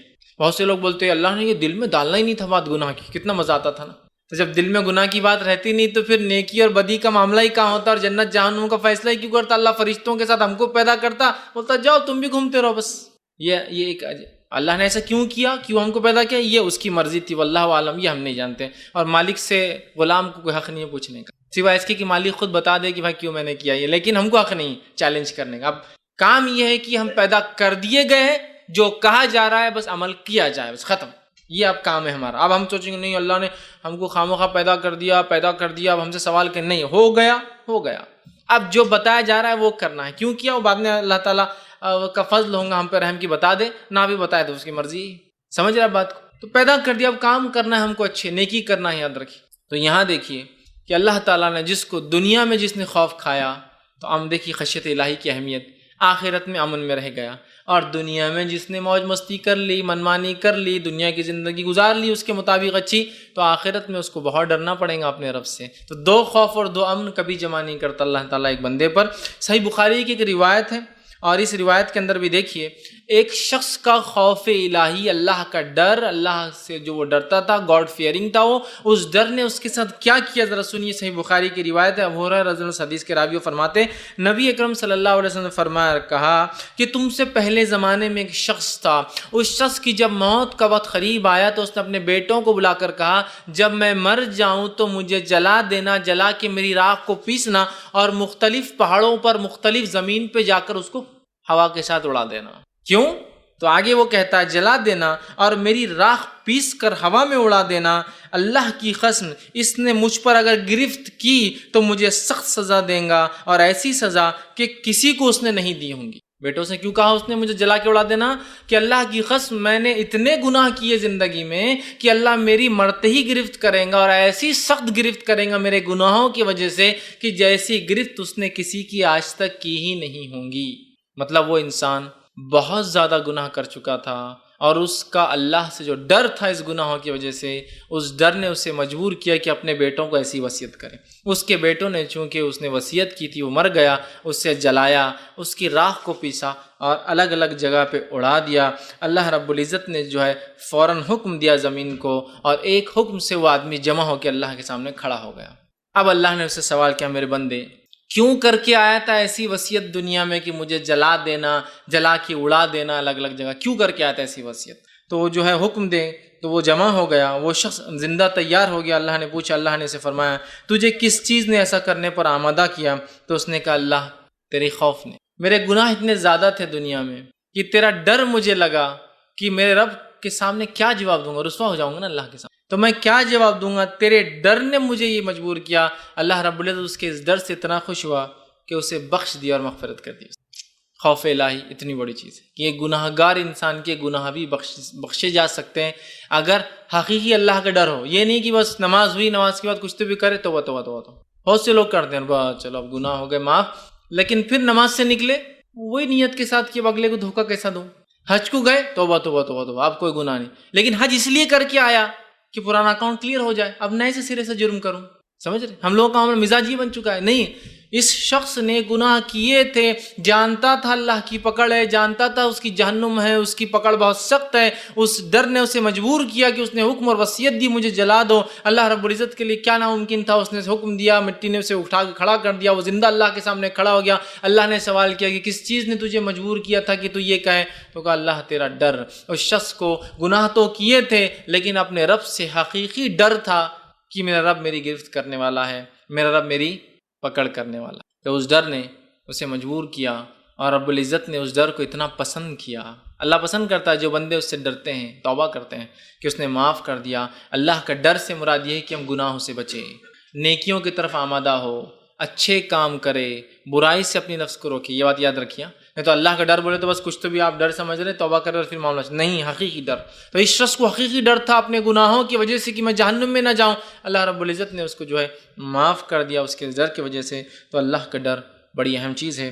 آئیے اسی طرح جو اللہ کے ڈر کہ اس حدیث سے معلوم ہوتا ہے کہ اللہ کتنا معاف کرنے والا ہے کہ اگر اس سے کوئی ڈرا تو وہ معاف کرتا ہے۔ اور اللہ تعالیٰ کے عرش کے سائے کے نیچے کون کھڑے ہوں گے؟ ان کھڑے ہونے والوں میں سے بھی ایک شخص وہی ہے جو اللہ سے ڈرتا تھا۔ حدیث صحیح بخاری کی، اور آپ صلی اللہ علیہ وسلم نے فرمایا کہ سبعۃ یظلھم اللہ فی ظلہ یوم لا ظل الا ظلہ، کہ 7 لوگ ایسے ہیں جو اس روز سائے میں ہوں گے جس روز کی اللہ کے سائے کے علاوہ کوئی سایہ نہیں ہوگا۔ 7 لوگ، 7 پیپل، مطلب 7 وہ لوگ جو اللہ کے سائے کے نیچے ہوں گے اس روز جس روز اللہ کے سائے کے علاوہ کوئی سایہ نہیں ہوگا۔ پہلا کون ہے؟ انصاف کرنے والا بادشاہ۔ پہلا شخص جو اللہ کے سائے میں روز قیامت ہوگا وہ انصاف پسند حکمراں، بادشاہ، خلیفہ، لیڈر یا جج جو ذمہ دار ہو لوگوں کے اندر فیصلہ کرنے، انصاف پسند پہلا انسان۔ دوسرا فرمایا اور کہا اس جوان کو جو شروع جوانی سے اللہ کی عبادت کرتا رہا ہو، ایسا نوجوان جس کی جوانی کی ابتدا سے جوانی کی انتہا تک وہ اللہ کی عبادت کرتا رہا ہو، مطلب اس کا جوانی کا فیز سٹارٹ سے اینڈ تک وہ اللہ کی عبادت میں گزرا ہو۔ اور انسان جوان ہوتا ہے 10 سال سے، بالغ ہو جاتا ہے نا 10 سال کے اسلام میں، اس لیے عبادتیں فرض ہو جاتی ہے۔ 10 سال سے شروع ہوتا ہے تو کم و بیش یہ عمر کا جو ہے 30، 33 یا 35 سال تک یہ چلتا ہے۔ کہ سب سے حدیث میں الفاظ ہے نا، انسان جنت میں اس حالت میں جائیں گا جو دنیا میں سب سے خوبصورت تھا، اور وہ اپنی عمر کے مرحلے میں 30 سے 33 کے بیچ کی عمر ہوگی، مطلب 30 سے 33 کی عمر اس کی ایسی عمر ہوتی ہے جس عمر میں سب سے زیادہ طاقتور ہوتا ہے، اور اس کے بعد پھر ڈھلان شروع ہو جاتی ہے 33 کے بعد، بیماریاں یہ وہ ڈھلتے جاتا ہے۔ تو اسی لیے میں بھی یہ کہہ رہا ہوں کہ 10 سے لے کر کم و بیش 30، 33، 35 تک یہ پیریڈ ہے، یہ جوانی کہلائیں گا، جو کہ آپ دیکھیے 25 سال کا کم و بیش مرحلہ ہو رہا ہے۔ تو جس کی ابتدا جوانی کی کیسے ہوئی؟ جس کی جوانی کی ابتدا ہوئی عبادت میں، اور جس کی جوانی کی انتہا مطلب اس نے اپنی ساری جوانی کو اللہ کی عبادت میں گزارا، ایسا بھی انسان جنت میں ہوگا۔ یہ بڑی اہم چیز ہے۔ اور آج افسوس کی بات ہے ہم نوجوان اپنی زندگیوں کو کیا کرتے ہیں؟ گناہ اور معصیت میں گزارتے ہیں۔ دیکھیے آپ کالج لائف، اسکول لائف کے ایک مرحلے سے آدمی جب ہائر اسکول میں آتا ہے وہ جوان ہو جاتا ہے، 8th اسٹینڈرڈ، وہاں سے لے کر اپنے زندگی پورے کالج لائف، ہمارے نکاح اور ہماری عمر کے 30-35 سال تک ہم صرف معصیت اور گناہ کے کام کریں اللہ، اور اس کے بعد پھر توبہ جب عمر ڈھلنے لگی، بیماریاں لا کے لپٹ گئی، اور جس میں ساتھ دینا چھوڑ دیا، سماج نے ساتھ دینا چھوڑ دیا، مال کمانے کی طاقت نہیں رہی، تو پھر توبہ چالو ہو گئی اور اللہ سے بس گڑ گڑا رہے ہیں، دعائیں کر رہے ہیں۔ تو جس نوجوان کی جوانی اللہ کی عبادت میں گزریں گی، دوسرا وہ شخص ہے۔ تیسرا وہ شخص ہے جو شخص جس کے دل مسجد میں لٹکا ہوتا تھا کہ ایک نماز پڑھتا ہے تو دوسری نماز تک اس کا دل لٹکا ہوا ہوتا ہے بیچ میں، کہ کیا ہو رہا ہوگا، کہ میں لیٹ نہ ہو جاؤں، کہ مجھ سے نماز نہ چھوٹ جائے، کہ تاخیر نہ ہو جائے، کہ جماعت نہ مجھ سے چھوٹ جائے، کہ رکعتیں نہ مجھ سے، اس کا دل مسجد میں اٹکا ہوا ہوتا ہے۔ تیسرا شخص وہ ہے۔ چوتھا شخص وہ ہے، وہ آدمی جس نے اللہ کے لیے دوستی کی ہو اور زندگی بھر دوست رہا ہو، اور اس کی جدائی تک اس دوست سے اس کی دوستی، مطلب جمع بھی ہوا اللہ کے لیے اور جدا بھی ہوا اللہ کے لیے، مطلب 2 لوگ جو ملتے ہیں اللہ کے لیے اور جدا ہوتے ہیں اللہ کے لیے۔ تو ایک معنی یہ کہ دنیا میں اگر ملے بھی تو اللہ کے لیے، اگر الگ بھی ہو رہے تو اللہ کے لیے۔ ایک معنی یہ کہ ملنے سے ختم ہونے تک اللہ کے لیے ساتھ رہے، مطلب شروعات بھی دوستی کی اللہ کے لیے بھی، اور مر بھی گئے، ٹوٹنے تک اللہ کے لیے ہی دوستی رہی۔ یہ ایک معنی ہے، رہے ساتھ بھی تو اللہ کے لیے، جدا ہو بھی تو اللہ کے لیے۔ آج ایسی دوستی ہم کہاں دیکھتے ہیں؟ ہم رہے ساتھ کسی کے معصیت اور گناہوں کے لیے، معصیت گناہ چھوڑ دیا تو ہم دوستی بھی چھوڑ دیتے ہیں۔ سب سے زیادہ دوست اچھے کون ہے؟ جو پیسہ خرچ کرتا ہے، حرام کاری کروا رہا ہے، فلاں، یہ بہت اچھا دوست، ارے یار وہ بند کر دیا تو اپن نے جانا چھوڑ دیا اس کی وجہ سے، ہے نا؟ تو یہ آدمی۔ اس کے بعد آپ فرماتے ہیں 5واں وہ مرد جس کو ایک مرتبے والی خوبصورت عورت منہ کالا کرنے کے لیے بلائے اور وہ کہے میں اللہ سے ڈرتا ہوں۔ کیوں کہا مرتبے والی خوبصورت عورت؟ اس لیے ایک چیز تو اس کے مرتبے کی وجہ سے ڈر نہیں ہے کہ راز فاش ہوگا، اسٹرانگ لیڈی ہے نا، بہت اس کا مقام ہے، سمجھے؟ تو راز فاش ہونا ممکن نہیں ہوتا ہے، چھوٹے موٹے لوگوں کے راز جلدی فاش ہوتے ہیں، بڑے لوگوں کے راز فاش نہیں ہوتے ہیں۔ ایک تو مرتبہ ہونے کی وجہ سے وہ کیس دبا سکتی ہے، آسانی سے معاملات کو مٹا سکتی ہے، اس کا مرتبہ ہے نا۔ دوسرا نہ صرف مرتبہ ہے، وہ خوبصورت بھی ہے، اس میں ایک اٹریکٹیو پارٹ بھی ہے۔ ایک ڈر تو یہ کہ دنیاوی مشکل ہٹ جائیں گی اگر پکڑے بھی گئے تو، چونکہ وہ ایک بہت اونچے اثر رکھنے والی لیڈی ہے۔ دوسرا خوبصورت بھی ہے، اثر رکھنے والی خوبصورت عورت بلائے اور وہ کہے میں اللہ سے ڈرتا ہوں، اس لیے کوئی بدصورت عورت بلائے تو انسان ویسے بھی جاتا نہیں۔ اثر وثر نہیں تو اس کو کوئی اٹریکشن، سمجھ رہے آپ؟ تو خوبصورت بھی ہے، اثر رکھتی ہے اور بلا رہی ہے، اور یہ تب کہہ رہا ہے، حالانکہ ڈر نہیں ہے، دنیا کا ڈر نہیں، میں اللہ سے ڈرتا ہوں۔ اس کے بعد آپ فرماتے ہیں چھٹا وہ جس نے اکیلے جو ہے تنہائی میں چھپا کر صدقہ دیا ہو، ایسا صدقہ دیا ہو کہ ایک ہاتھ سے دیا ہو تو دوسرے ہاتھ کو نہ پتا، سیدھے ہاتھ سے دیا ہو تو الٹے ہاتھ کو نہ پتا، ایسا خاموشی میں اس نے ڈونیشن دیا، صدقہ دیا، چندہ دیا، عطیات دیتا تھا کہ ایک ہاتھ سے دیا تو دوسرے ہاتھ کو پتہ نہیں۔ اس کا یہ ہرگز معنی نہیں کہ ایک ہاتھ چھپا کر دینا ہے، معنی یہ ہے کہ اس نے جب دیا تو کوئی شہرت نہیں چاہی، کوئی نام نہیں چاہا، کوئی ریاکاری نہیں تھی، کوئی نہیں چاہتا تھا کہ وہ سلام کرے جھک کر کہ مجھے زکوٰۃ چندے صدقات دیتے ہیں، کچھ نہیں، دے دیا، معاملہ ختم ہو گیا۔ اور ساتواں وہ انسان عرش کے سائے میں ہوں گا۔ آپ سے فرماتے ہیں اور کہتے ہیں وہ شخص جس نے اکیلے میں تنہائی میں اللہ کو یاد کیا ہو اور اس یاد کرنے سے اس کی دونوں آنکھیں بہہ پڑی ہو، دونوں آنکھوں سے آنسو نکلا ہو۔ 7 لوگ جو اللہ کے سائے میں ہوں گے جس دن کوئی سائے نہ ہوگا، آخری 7واں انسان وہ ہے جو اللہ کے ڈر سے رویا ہو۔ ٹھیک، حدیث کے الفاظ ہے وہ شخص جس نے اکیلے تنہائی میں اللہ کو یاد کیا تو اس کی دونوں آنکھیں بھیگ گئی، بہہ پڑی۔ اور یہاں دیکھیں حدیث کے الفاظ، اکیلے تنہائی میں رویا ہو۔ اجتماعیت میں آدمی بہت رو لیتا ہے، مثال کے طور پہ کسی کا انتقال ہوا ہو تو آپ دیکھیے ہر تھوڑی دیر میں ایک لہر آتی غم کی اور رونے کی، جب کوئی نئے رشتہ دار انٹروڈیوس ہوتے جاتے ہیں تو اتنی دیر سب کو رونا آتا۔ اب وہیں کوئی آدمی اکیلا کھڑے رہ کر رو نہیں دیکھیں گے آپ کو کوئی بھی۔ اکیلے رونا یہ آدمی کو تبھی آ سکتا ہے جب وہ بے انتہا اور بے لوث کسی سے محبت کرتا ہے انتقال پر۔ تو اسی طرح اللہ سے اکیلے میں ڈر کر رویا۔ اجتماعیت میں کوئی بھی رو لے رہا ہے، دعائیں ہوتی اجتماعی، دیکھیے لوگ کتنا زور زور سے رو رہے ہیں، ان کے رونے کے مقابلے میں ان کی زندگی کے عمل نظر نہیں آ رہے کہ زندگی میں اتنا ڈر، جتنا رو رہا ہے اتنا ڈرتا ہو کہ معاملات میں اتنا صحیح ہو۔ تو اجتماعیت میں تو رو لیتے ہیں۔ علی بن ابی طالب رضی اللہ عنہ کے زمانے میں ایک انسان مسجد میں رو رہا تھا تو آپ نے فرمایا تیرا بہتر ہوتا اکیلے میں رونا، اس لیے کہ اکیلے میں رونے سے یہ فضیلت کو حامل ہو جاتا کہ اللہ کے لیے رویا نا اکیلے میں۔ تو دیکھیں حدیث، اکیلے میں اللہ کے لیے رویا۔ اجتماعیت میں لوگوں کے سامنے انسان رو لیتا ہے، اکیلے میں رونا یہ اصل چیز۔ تو اکیلے میں اللہ کے لیے رویا۔ خشیت الہی دیکھیے کہ اگر جو روتا ہے تو وہ عرش سائے میں ہے، جو ڈرتا ہے مر گیا تو جنت جا رہا ہے، مغفرت ہو جا رہی ہے۔ اللہ 2 خوف کو اور 2 امنوں کو جمع نہیں کرتا۔ اللہ نے اعلان کر دیں گا روز قیامت جو جہنم میں چلے بھی جائیں گے نکال لاؤ جو ایک بار بھی ڈرا ہوں مجھ سے۔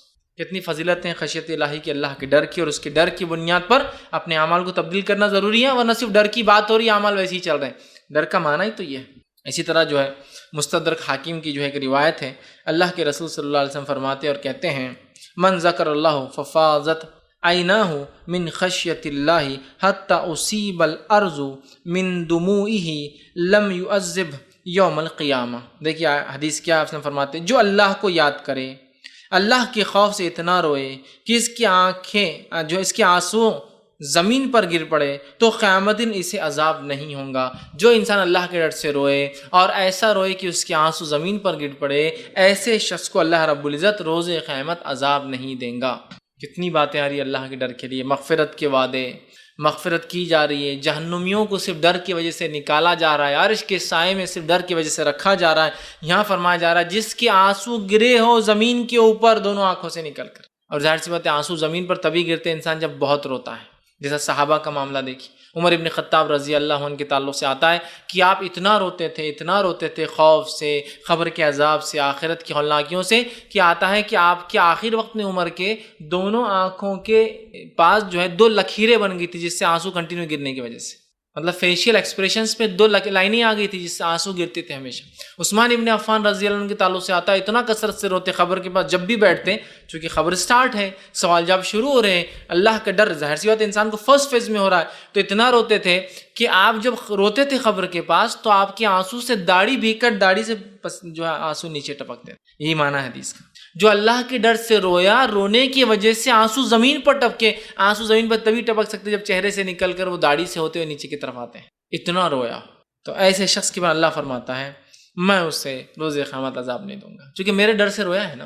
اور جب کوئی انسان حقیقت میں اللہ کے ڈر سے روتا ہے اس کی زندگی تبدیل ہو جاتی ہے۔ یہ بات ہمیشہ یاد رکھیے، ورنہ میں ایک بار رو رہا ہوں پھر اگلی بار اگلا دھوکہ، پھر دوسری بار رو رہا ہوں پھر تیسری بار دھوکہ، نہیں، اس کی زندگی چینج ہو جاتی ہے جب وہ اللہ کے لیے روتا ہے۔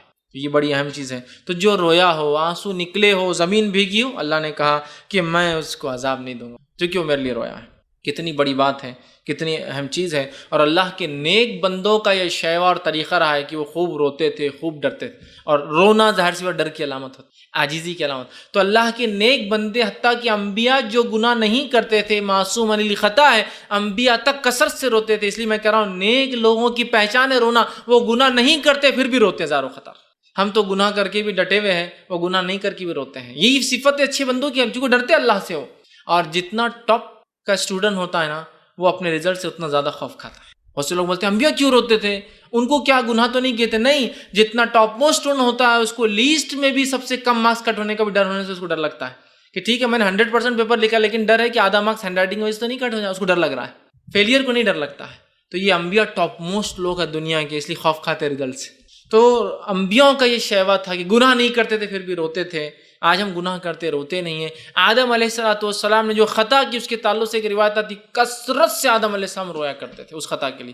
نوح علیہ السلام کے تعلق سے اسلاف لکھتے کہ نوح کا نام نوحہ سے پڑا، اتنا روتے تھے. اتنا نوحہ سمجھتے نا، نوحہ رونا، اتنا روتے تھے نوح علیہ السلام کہ ان کا نام نوح رکھ دیا گیا نوحہ کی وجہ سے، کیا کثرت سے روتے تھے. کئی انبیاؤں کے تعلق سے آتا ہے کہ بکثرت رویا کرتے تھے، حالانکہ گناہ نہیں کرتے تھے، روتے تھے عاجزی کی وجہ سے. کہ اللہ کی تھوڑی سی بھی پکڑ کر لے، جو خطائیں چھوٹی خطائیں تو سب سے ہوتی ہیں، اس سے پکڑ لے. تو آدم کو کہا پھلنا کھاؤ، علیہ السلام کھا لیا، خطا تو ہوئی ہے نا. نوح علیہ السلام ڈر رہے ہیں روز قیامت، ڈریں گے. صحیح مسلم کی روایت ہے کہ کہیں اللہ مجھے آج میری بد دعا کی وجہ سے نہ پکڑ لے جو میں نے اپنی قوم کے خلاف کی تھی. ابراہیم علیہ السلام ڈریں گے جو میں نے توریا بات کو گھما کے پیش کیا تھا 2-3 موقعوں کے اوپر کہ اللہ مجھے نہ پکڑ لے. موسیٰ علیہ السلام ڈریں گے کہیں وہ خپتی کو جو میں نے مکہ مارا تھا، میرا مقصد اس کو مارنا ہے لیکن مر گیا ہو، میں کہیں پکڑ میں نہ آ جاؤں. بڑے ہیں، ڈر رہے ہیں لیکن خوف کرتے ہیں اپنے. تو بڑی اہم چیز ہے اللہ کا ڈر. آج وہ ڈر ہمارے دل سے جو نکل گیا ہے. مستدرک حاکم کی ہی روایت ہے، خود نبی اکرم صلی اللہ علیہ وسلم کے تعلق سے آتا ہے. اور عبداللہ ابن عباس رضی اللہ عنہ فرماتے اور کہتے ہیں جب اللہ رب العزت نے یہ آیت نازل کی، یا ایھا الذین آمنوا قوا انفسکم واہلکم نارا، سورہ تحریم سورہ نمبر 66 آیت نمبر 6. جب یہ آیت نازل ہوئی تو آپ صلی اللہ علیہ وسلم سے تلاوت فرمایا تو ایک نوجوان بے ہوش ہو گیا. ایک نوجوان مطلب ایک نوجوان صحابی بے ہوش ہو گئے، اور بے ہوش ہو کے بہت زور سے شیورنگ جس کو ہلنے لگے. ہو بے ہوشی میں ہوتا ہے نا کبھی آدمی، وہ ہوتا ہے بہت تیزی سے ہلنے لگے. نبی اکرم صلی اللہ علیہ وسلم جو ہے اس شخص نوجوان کے نزدیک اور فرمایا کہو لا الہ الا اللہ. اس نوجوان نے کہا لا الہ الا اللہ. تو آپ صلی اللہ علیہ وسلم نے بشارت دی اور کہا کہ جو ہے تمہیں میں جنت کی بشارت دیتا ہوں.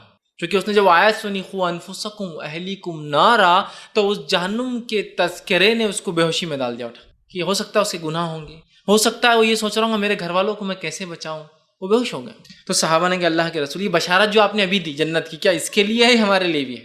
اس کو کیوں دی؟ تو آپ نے کہا صرف اس نوجوان کے لیے. تو کہا ہم نے کیا کیا جو ہمیں بشارت نہیں یہ؟ تو اللہ کے رسول صلی اللہ علیہ وسلم نے فرمایا یہ اس کے لیے مخصوص ہے، اس لیے کہ ذالک لمن خاف مقامی وخاف وعید. قرآن کی آیت آپ نے پڑھ کے سنا رکھا، اس لیے کہ یہ اپنے رب کے سامنے کھڑے ہونے سے اور خشیت الہی سے گر پڑا، ڈر گیا نا. جیسی آیت پڑھ گی قوا انفسکم واہلیکم نارا، گر گیا ہو، ڈر گیا ہو. کیوں ڈر گیا؟ اس لیے کہ اللہ نے قرآن میں کہا جو اس دن میرے سامنے کھڑے رہنے سے ڈرا اور میری وعید، میری وارننگ سے ڈرا جو دنیا میں دی نا اللہ نے، مت کرو ایسا کروں گا، مت کرو ایسا کروں گا، جو ڈر گیا وعیدوں سے اور میرے سامنے کھڑے رہنے سے تو وہ تو کامیاب ہوگا. اس وجہ سے میں نے اس نوجوان کو خوشخبری دی تو جنتی. اللہ کے ڈر کا فائدہ دیکھیے کہ جنتی ہو گیا وہ نوجوان. تو بڑی اہم چیز ہے اللہ کا ڈر. وہ تبھی پیدا ہو سکتا ہے جب اللہ سے اشد ہم لوگ محبت کریں، جیسا ہمارا رب ہم سے محبت کرتا ہے ہم بھی اشد اس سے محبت کریں. وہ محبت پھر ہمیں مجبور کرتی ہے کہ ہم اس سے ڈرے بھی. اس لیے کہ انسان جسے سب زیادہ محبت کرتا ہے نا اس سے ڈر بھی لگتا ہے. کیوں؟ محبت جانے کا ڈر بھی تو ایک ڈر ہے بہت بڑا. بڑی اہم چیز ہے، یاد رکھیے، بڑی اہم چیز ہے. بہرحال تو یہاں مستد جو ہے جو حاکم کی روایت میں ہم دیکھتے ہیں نبی اکرم صلی اللہ علیہ وسلم نے اس نوجوان کو جو ہے خوشخبری سنائی. ابو داؤد کی روایت ہے جو ہے نبی اکرم صلی اللہ علیہ وسلم کی خوف کا جو کیفیت خوف کی ہوتی تھی وہ یہ تھی کہ ایک صحابی فرماتے کہ آپ صلی اللہ علیہ وسلم، ابو داؤد کی روایت ہے کہ آپ صلی اللہ علیہ وسلم جب نماز پڑھتے ہیں تو نماز میں آپ کو دیکھا گیا کہ آپ نماز میں جو ہے اتنا روتے، اتنی عاجزی کرتے اللہ کی کہ آپ کے سینے سے جو رونے کی آواز آتی تھی ایسا لگتا تھا کوئی چکی چل رہی ہے یا ہنڈیا کے اندر کوئی چیز ابل رہی ہے. ہانڈی میں کوئی ابلتی نا، بلبلے آ کے پھوٹتے ہیں، چیزیں الٹتی اندر کی، سبزی وغیرہ آواز ہوتی ہے. تو آپ صلی اللہ علیہ وسلم سجدے میں ہوتے اور اتنا آپ خشیت سے آپ روتے کہ آپ کی وہ آواز لگتا کوئی چکی پیسی جا رہی ہے نا. جب آدمی سسکی لے کے روتا ہے نا ہلو سے تاکہ کوئی سنے نہ، تو چکی پیسنے ایسی آواز. اور جب زیادہ روتا ہے اس کی کیفیت بڑھ جاتی ہے تو ہانڈیوں میں ابلنے کی. تو آپ کی رونے کی آواز ایسی ہے جب چکی پیسی جا رہی ہے، مطلب جب آپ باریک خاموشی میں وہ کرتے ہیں، جب بڑھ جاتا تھا ایسا لگتا تھا ہانڈیا میں کوئی چیز ابل رہی، اتنا نبی اکرم صلی اللہ علیہ وسلم خوف کرتے ہیں۔ جامع ترمذی کی روایت ہے، نبی اکرم صلی اللہ علیہ وسلم نے فرمایا اور کہا، 2 قطرے اور 2 نشان اللہ کو بڑے محبوب ہے۔ 2 ڈراپس، 2 قطرے اور 2 نشان اللہ کو بڑے محبوب ہے۔ کون سے 2 قطرے؟ پہلا وہ قطرہ جو انسان جو ہے خوف سے اللہ کی آنکھوں سے بہاتا ہے۔ پہلا کون سا خطرہ؟ آنسو کا خطرہ جو انسان خوف سے اللہ کی بہاتا ہے، اللہ کو محبوب۔ اور دوسرا وہ خطرہ جو میدان جہاد میں